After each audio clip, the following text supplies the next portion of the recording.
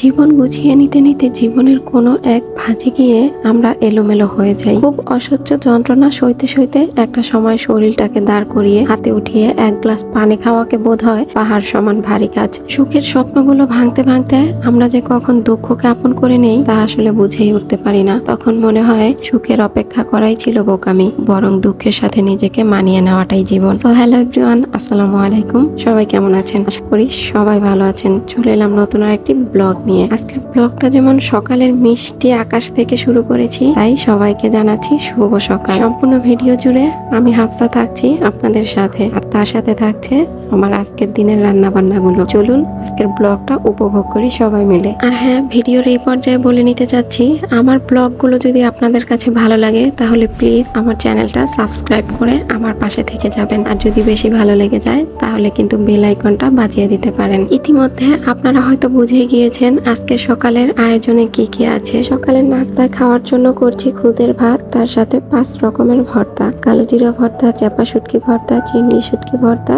আলু ভর্তা, আর একটা করব আলু বেগুনের মিক্সড একটা ভর্তা। খুদের ভাত রান্না করলে তার সাথে যদি কয়েক রকমের ভর্তা না থাকে তাহলে আমার কেমন জানি খালি খালি লাগে। মনে হয় খুদের ভাতের সাথে প্লেটের চারপাশ দিয়ে বেশ কয়েক রকমের ভর্তা থাকবে, দেখবো আর খাবো, এটাই একটা শান্তি। নর্মাল রান্না বান্নার থেকে কিন্তু ভর্তা আয়োজন করাটা একটু বেশি কষ্টকর। একদিকে আমি সবকিছু ভাজাভাজির কাজগুলো করে দিচ্ছি, অন্যদিকে মা বাটাবাটির কাজগুলো করে নিচ্ছে।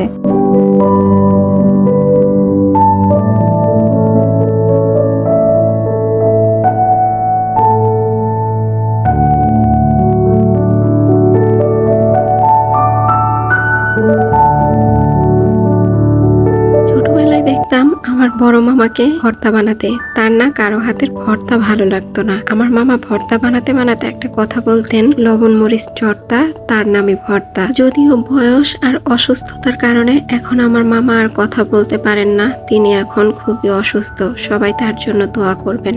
ভর্তা আর সরিষার তেল এই দুইটা যেন একে অপরের জন্যই তৈরি। আসলে ভর্তায় সরিষার তেল না দিলে ভালোই লাগে না। আর কালো জিরা ভর্তা বিশেষ করে সরিষার তেল দিলে হয় কি, কালো জিরাটা একটু শক্ত শক্ত থাকে, তখন দেখা যায় অনেকে পানি ব্যবহার করেন। আর কালো জিরা ভর্তায় পানি ব্যবহার করলে কিন্তু ভর্তাটা তিতা হয়ে যায়। এই জন্য ভর্তা বাটার শেষে একটু সরিষার তেল মিক্সড করে নেবেন, সেই ভর্তাটা দেখবেন খেতে একদমই তিতো লাগবে না, আর ভর্তাটাও একদম ঝুরঝুরে না হয়ে একটু নরম নরম হবে।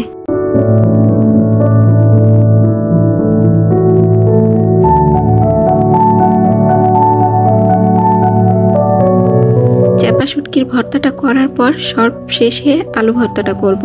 আর আমি গরম গরম আলুটাকে আগেই ম্যাশ করে রেখেছিলাম যাতে আলুটা দলা দলা না হয়ে যায়। আলু ঠান্ডা হয়ে গেলে তখন কিন্তু একটু দলা দলা হয়ে যায়, সেই আলু ভর্তাটা খেতে ভালো লাগে না। তারপর আমি একটু পাটায় হালকা করে পিষে নিলাম। পাটা পিষা এই আলু ভর্তাটা কিন্তু খুব ভালো লাগে।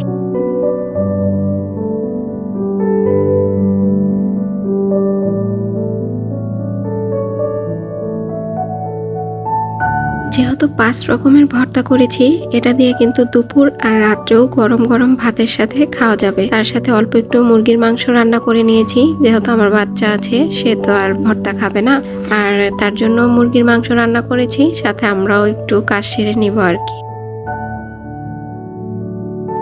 মুরগির মাংসটা বসিয়ে দিয়ে তারপর একেবারে খেতে বসেছি। আর এটা ছিল ফ্রাইডের একটা ব্লগ। ফ্রাইডেতে সকালের নাস্তাটা খেতে খেতে একটু দেরি হয়ে যায়। এখন আমি খেতে খেতে আপনাদের কাছ থেকে বিদায় নিয়ে নিব। আর এই ব্লগটা আপনাদের কাছে কেমন লাগলো কমেন্ট করে জানাতে ভুলবেন না। আর আমার রান্না বান্নাগুলো কেমন ছিল সেটাও কিন্তু জানাতে ভুলবেন না। সবাই ভালো থাকবেন, সুস্থ থাকবেন। আল্লাহ হাফেজ।